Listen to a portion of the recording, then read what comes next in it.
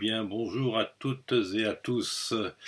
Eh bien, écoutez, bien sûr, c'est la guerre, c'est Poutine. Donc, bon, on va s'intéresser un peu à notre personnage là que vous voyez dans sa prime jeunesse, avec cette moue boudeuse en quête d'affection, ce regard bas, avec le releveur de la paupière supérieure faible, un peu en retrait, déprimé, ce nez finalement assez long et ce front incliné caché par la mèche de cheveux. Bref, c'est pas lui qu'on va étudier, mais c'est le, le même, mais 30 ans après, et essayer de comprendre un peu comment ça fonctionne et pour voir les tenants et les aboutissants de son comportement face à ce que nous a préparé en Ukraine. Alors avant d'arriver aux photos actuelles, où d'ailleurs il est complètement, à mon avis, injecté de collagène au niveau des paupières inférieures et des joues probablement, enfin bon, il est méconnaissable. On aime bien le retrouver vers ses 30-35 ans à peu près, où il a une tête normale, hein. Donc on va essayer d'abord de lui trouver quelques qualités quand même, hein, parce qu'il n'a pas que des défauts. Bon, sa qualité, c'est quand même déjà sa longueur de nez qui, à mon avis, lui donne une certaine maturité, une certaine continuité dans ses efforts, qui sont toujours dirigés dans le même sens, avec insistance et patience.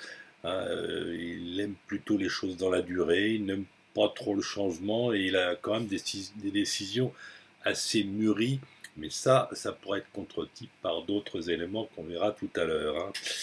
Bon, voilà, il n'y a pas de transverse, le bout du nez n'est pas est assez homogène, lisse, n'est pas trop large, n'est pas saillant sur le profil.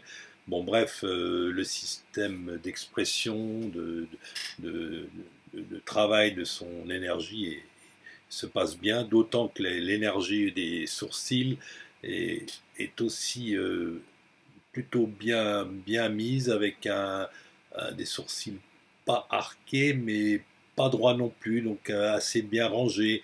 Donc tout ça, ça donne un bon compromis entre la tension sur les objectifs et le résultat à tout prix. Il n'y a pas trop de brutalité, si l'on peut dire, dans son façon de déployer son énergie. Il y a de la continuité dans l'effort, une certaine efficacité et de l'ordre, hein. Donc tout ça, c'est des choses qu'on peut retrouver sur cette photo-là. Alors on va passer maintenant aux photos plus actuelles, où là, avec l'âge, le désastre est arrivé, hein. Alors donc une photo plus récente, bon, on commence par les yeux, hein. Donc à l'évidence, les yeux sont un peu petits. Ils sont assez enfoncés, bon ça c'est assez banal. Le globe oculaire, l'iris en elle-même est plutôt plate, c'est pas une petite bille saillante. Et l'écartement des yeux également est un petit peu étroit. Alors tout ça, ça va nous donner une certaine qualité d'échange émotionnel et affectif. Alors, à l'évidence, donc cet œil petit ne donne pas un côté sentimental, hein. Et d'ailleurs, vous savez que j'ai déjà dit dans d'autres vidéos, l'œil, c'est l'échange d'informations, d'émotions, puis de sentiments, puis d'affection quand on l'associe avec la bouche. Alors, je vous dis que les informations, je traverse une rue, il y a un trottoir, je lève le pied pour pas tomber. Ça, il n'y a pas de sentiment. Les émotions, il n'y a pas encore de sentiment, puisque c'est l'ébranlement de la personne par rapport à une situation extérieure. Et on arrive donc au sentiment quand on a un stade un peu plus élaboré, quand l'œil a l'iris plus le blanc de l'œil, hein, qui donne de la cérébralité. Bon, et donc c'est au total la largeur de l'œil qui permet, quand elle est importante, de donner de la puissance à cet échange et donc à donner du sentiment. Là, quand l'œil n'est pas très large, il n'y a pas énormément de sentiments. Par contre, ça donne une grande autonomie. Et notre Poutine est assez imperméable aux influences extérieures. cela l'isole aussi, hein, bien sûr. C'est un côté sélectif dans le choix de ses investissements, c'est-à-dire qu'il ne se disperse pas. Bien sûr, ce cette limitation de communication peut amener à des risques d'explosion, on peut dire, hein, enfin, à plus ou moins grande échelle, mais bon, voilà, c'est une espèce de soupape qui peut arriver de temps en temps. Bien. Par contre, le champ de vision, ça, c'est l'écartement des yeux, vous voyez. Et donc, ça, c'est le champ de vision est donc au sens propre, plutôt étroit, donc on ne, on ne communique, on ne travaille qu'avec un champ étroit d'éléments, ce qui, à mon avis, peut donner une mauvaise appréciation des situations et des choses dans certains cas. Après, bon, le côté un petit peu plat de l'iris, c'est quelque chose de très délicat à interpréter. Bon, bah, ça donne le côté un peu terne dans les échanges qu'on peut avoir avec lui et une espèce d'introversion. Hein. Voilà. Alors, je termine avec le releveur de la paupière dont j'ai parlé tout à l'heure. Ça, quand il est un petit peu faible, comme on le voit souvent chez lui, ça donne un peu de dépression. Je ne pense pas que ça soit le cas avec lui, mais c'est une espèce de recul par rapport à l'extérieur. Donc il est un peu en retrait. Voilà, donc vous voyez tout ça, ça fait pas, c'est pas une bête de scène, c'est pas, il vous saute pas dessus, il est pas, c'est un peu un serpent un peu froid quoi. Hein. Il rumine, il est pas là, il est là mais il est un peu loin. Il a un champ d'émotions, de sentiments assez limité. Donc, bon, c'est pas une gloire là-dessus, hein, quand même. Hein. D'ailleurs, on voit déjà le poids du stress, de la tension nerveuse qu'il a pu avoir avec le préceptal, hein, c'est le muscle des cernes, en fin de compte, qui sont marquées là, mais en pratique, elles seraient beaucoup plus marquées s'il n'y avait pas eu les injections très probables de Botox ou d'acide hyaluronique qui sont évidentes. Hein. Bon, d'autre part, le possier, hein, la lutte contre les obstacles qui se voit dans la ride qui part du coin de la bouche, qui descend vers le cou, on la voit un petit peu à droite et à gauche. Hein. Voilà, donc il y a déjà un visage marqué, moins qu'il n'apparaît, mais en réalité, il l'est déjà. Alors, les lèvres aussi, vous voyez, elles sont toutes mangées. Hein. Vous pouvez comparer aux premières photos qu'on a eues tout à l'heure, mangées par l'orbiculaire. Hein. On s'est refermé, on est un peu méfiant aux influences, à ce qu'on peut vraiment assimiler et partager. Hein. Alors, entre l'œil et la bouche, vraiment, la communication est difficile. Euh, les capacités d'apprentissage, de transmission, de communication se font très très difficilement. Hein. La lèvre inférieure, un petit point, hein, elle est très basse, assez basse. Hein. Donc ça, c'est une défense en mode rapide. Hein. C'est un point de vue défensif dans l'instant. Hein. Voilà pour cette lèvre inférieure. Le nez, sur certaines autres photos, on voit les narines un petit peu qui sont développées en V. Hein, donc ça, c'est le côté un peu punchy, un peu agressif hein, qui s'est développé. Je vais essayer de le retrouver, que je vais vous montrer tout à l'heure. Voilà, déjà un premier plan pour ce Poutine. Alors là, vous voyez les tracés de l'Eldritch. Hein, la ligne frontale en rose, la ligne centrale en bleu, et l'inclinaison du front en jaune. Hein. Donc là, la ligne bleue, la ligne centrale, normalement, devrait arriver à la pointe du nez. Hein. L'oreille est donc un peu plus haute dans son cas. Bon, ça donne une tendance physique. Hein.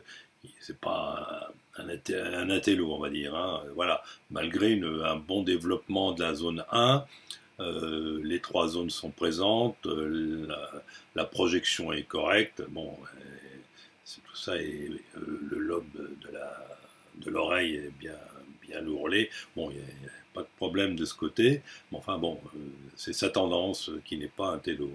Hein. D'autre part, l'inclinaison du front est beaucoup plus importante qu'on ne l'imagine sur les photos de face. Hein. Vous voyez, là on a du 20 degrés, 25 degrés, donc ça c'est euh, ça pousse à agir vite, hein, même un petit peu trop vite, des fois, parfois, peut-être. Enfin, en tout cas, il a une compréhension très rapide des choses. Parfois, il fait aussi les choses un peu trop vite. Hein. Bon, enfin, en tout cas, ça lui donne une espèce d'indépendance d'esprit. Ce qui corroborait à ses qualités d'échange, bon, bah, il est indépendant, il n'est pas communicatif, bon, il est pas facile à manier dans notre cas. Hein. Alors, le côté stratège, j'ai entendu ça, alors le joueur d'échecs, tout ça, euh, non, c'est pas un stratège, hein, il agit au jour le jour. Hein, la convection du nez n'est pas là, c'est plutôt même l'inverse, il a un nez un petit peu concave, donc il agit au jour le jour, dans l'instant, il ne prévoit pas tant que ça les événements à l'avance, il n'est pas du tout comme ça avec un métro d'avance sur tout le monde. Non, il n'est pas, c'est pas un stratège, contrairement à ce qu'on peut le dire, même si il a cette certaine maturité dans la façon d'agir avec cette relative longueur de nez, non, pas du tout. Hein. Alors bon, il agit comment? Bah, il agit parce que il est assez terne, assez froid, assez limité dans ses objectifs et un peu isolé, un peu seul dans ses décisions et donc il ne cède pas, mais bon, c'est pas compliqué comme il a su obtenir ce qu'il voulait par un côté un petit peu serpent, quoi, comme ça, et qui lui permet de, avec sa froideur d'aboutir à ce qu'il veut, quoi. Alors, un dernier petit point, là, vous voyez, l'œil, il y a la paupière supérieure, entre le sourcil et la paupière, il y a l'orbitaire, hein, il y a certaines fois, vous verrez des orbitaires très gonflés. Là, c'est pas le cas, donc il est pas, il prend de la distance sur les choses aussi. Vous voyez, déjà, il y a une certaine froideur. Il n'y a pas de grande convivialité. Le grand zygomatique, c'est le grand sourire qui tire la bouche. Bon, bah, ça se fait rare. Hein, je ne sais pas quand il rigole. Enfin, peut-être, mais c'est. Donc, en plus, il y a ce recul par rapport aux événements. Bon, bah, tout ça fait un cocktail qui fait que, bon, il peut arriver à des choses assez dramatiques, comme on le voit en ce moment.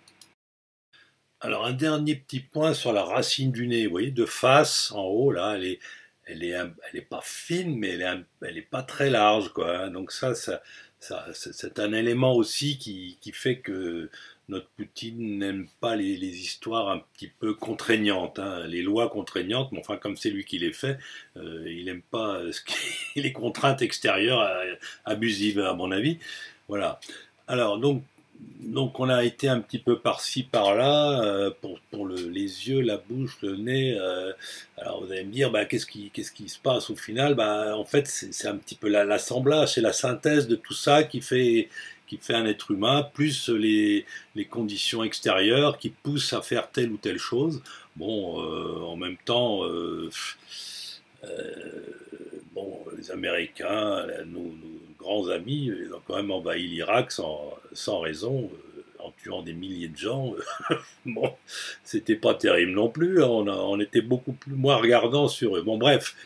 Voilà, donc quelques mots sur notre Vladimir Poutine. Si vous avez des commentaires ou des questions, ben, n'hésitez pas, c'est fait pour ça. Voilà, bon mois de mars et à une autre fois. Au revoir.